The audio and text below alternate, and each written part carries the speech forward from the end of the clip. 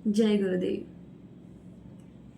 तो आज का हमारा जो ज्ञान पत्र है वो ये है कि नवरात्रि की 9 रातें। यह ज्ञान पत्र परम पूज्य गुरुदेव श्री श्री रविशंकर जी ने 9 अक्टूबर 1996 को मुंबई भारत से दिया था। तो इस ज्ञान पत्र में क्या कह रहे हैं गुरुदेव, वो हमें क्या बता रहे हैं। देखिए, नवरात्रि हम सब सेलिब्रेट करते हैं, है कि नहीं। और जो नवरात्रि के 9 दिन होते हैं उसमें देवी का उत्सव मनाया जाता है। तो क्या गहन अर्थ है उसका। उसका बहुत ही एक जो गहरा अर्थ छुपा हुआ है ना, वो हमें इस नॉलेज शिप में गुरुदेव हमें बता रहे हैं।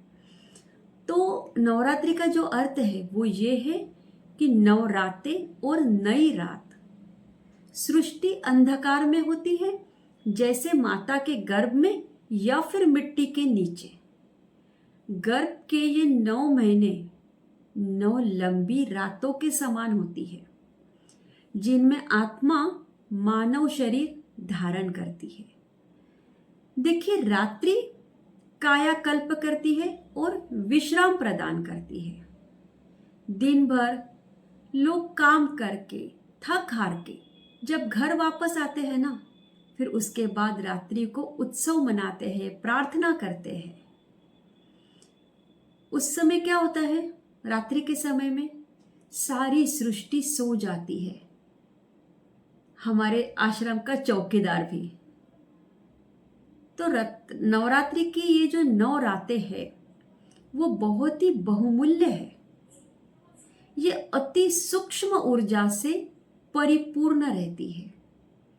देवी माँ की 64 शक्तियां सूक्ष्म सृष्टि को नियंत्रित करती है इस समय में। तो ये जो सूक्ष्म ऊर्जा है ना, ये देखिए, जब हम ध्यान करते हैं, आश्रम में जाते हैं ना नवरात्रि में, कितना सुंदर अनुभव हम करते हैं। ऐसे लगता है हम कुछ अलग ही दुनिया में आ गए हैं।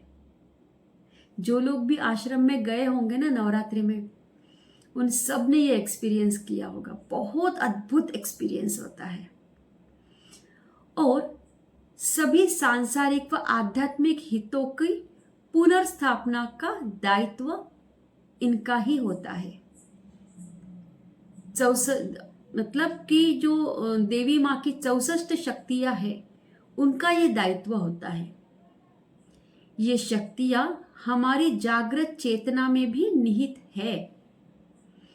इन दैवी शक्तियों को पुनः प्रज्वलित करने के लिए और हमारे जीवन में आंतरिक गहनता का पुनर्स्थापना करने के लिए ये 9 रातों का यह उत्सव मनाया जाता है। तो इसमें गुरुदेव हमें यही बता रहे हैं कि ये जो शक्तियां है ना, ये हमारी चेतना की अवस्था में है, चेतना की जागृत अवस्था में निहित है, लेकिन उसको पुनर्स्थापना करने की जरूरत होती है।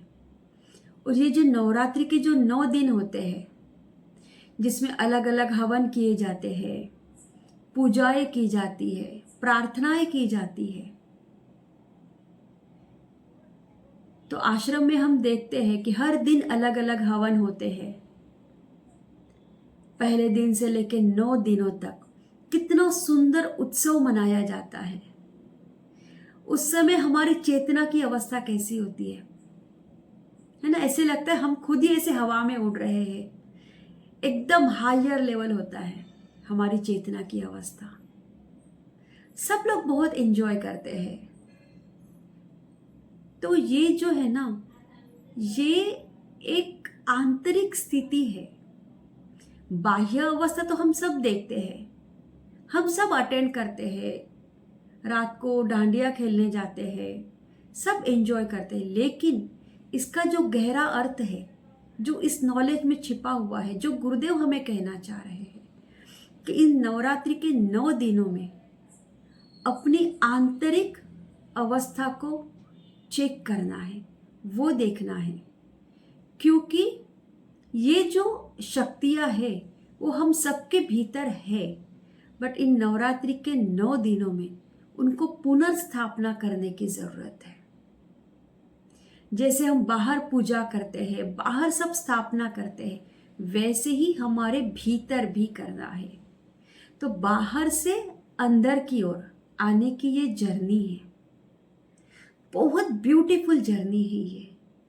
इसीलिए कई लोग नवरात्रि में उपवास रखते हैं। तो वो जो है ना, ये बहुत अलग अलग तरीके से हर जगह पे मनाया जाता है, लेकिन इसका आखिरी में अर्थ एक ही है कि बाहर से अंदर की यात्रा। तो बहुत सुंदर अर्थ इसमें गुरुदेव ने हमें बताया है कि नवरात्रि की 9 रातें है कि नहीं। जय गुरुदेव।